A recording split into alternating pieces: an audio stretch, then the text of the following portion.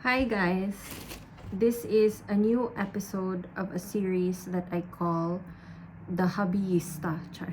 Wala ko pa ako kabaloon sa name sa series. Pero this is where I show you guys my hobby hyperfixations at the moment. And karon nabalik ko sa ako ang bullet journal era. So manay akong old bullet journal.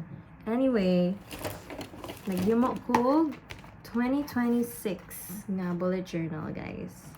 Ta-da! Naman ko yung mga existing pens from Jensen nga akong gipadala. So, nag-bullet journal inyong ate girl.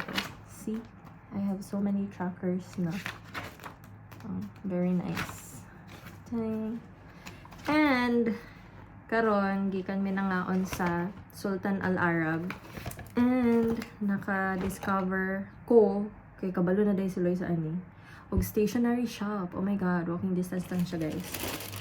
So the shop is called Galaxy Library, and mura jud siya pina National Bookstore, Crown Bookstore nga type na assortment siya of stuff. Kay usually ang mga stationery shops diri nga akong makitaan is kuan bulk siya ba, dili pwede tingi ana good. So na-happy kay ko daghan kay sila mga stuff for the hobbyist like me. So this is my haul and my hyperfixation bullet journal ng mga stuff. So first things first, nagpalit ko og highlighter kay para gwapo man gud siya, no? Kay pwede siya pang color og tracker, pwede siya pang highlight og important dates, or kanang fill out sa mga tracker, and then kanang mag-highlight og header. Basta daghan kag pwede magamit. So kani akong gibay kay very cheap, 4 colors na siya anya pastel. So next, colored pens for writing. Kanang mga content writing yun siya kay kuan man ni siya 0.45 millimeters. It's Deli Lincus Fine Liner, 6 colors. Washable ink lang siya, guys. So, it means mapapa siya if mabasa ang journal. But it's fine, okay? Budget journaling ta diri dapita. Mahal man gud ko mga archival ink na type. So, one pen looks like this. And then, if imo siyang i-open, the nib looks like this.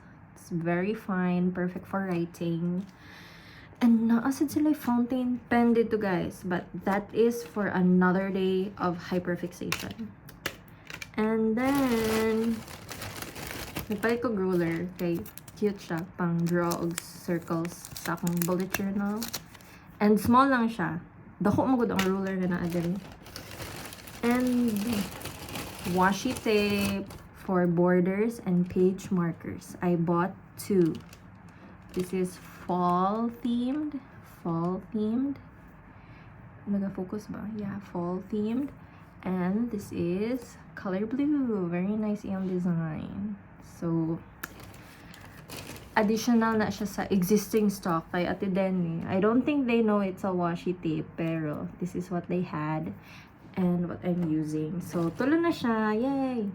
I think tag-3 lang ni. And last but not the least, nagpalit ko balik og white pen. This is Uniball Signo. So, gwapo ni siya kay nag-think or nag-plan ko na mag-paint with watercolors again. And for Galaxy, this is for making the stars. So, puhuan, magka-time ko, mag-paint ko Galaxy. And I'll be using this pen to make the stars. And details sa stars. Kaya pwede man white paint. But anyway, matatanan akong haul, guys. Ta-da! Happy bullet journaling to me. So, tanaw na to, unsa na po ni kadugay mag-last akong hyperfixation. See you on the second episode and watch out for my next hyperfixation. Bye!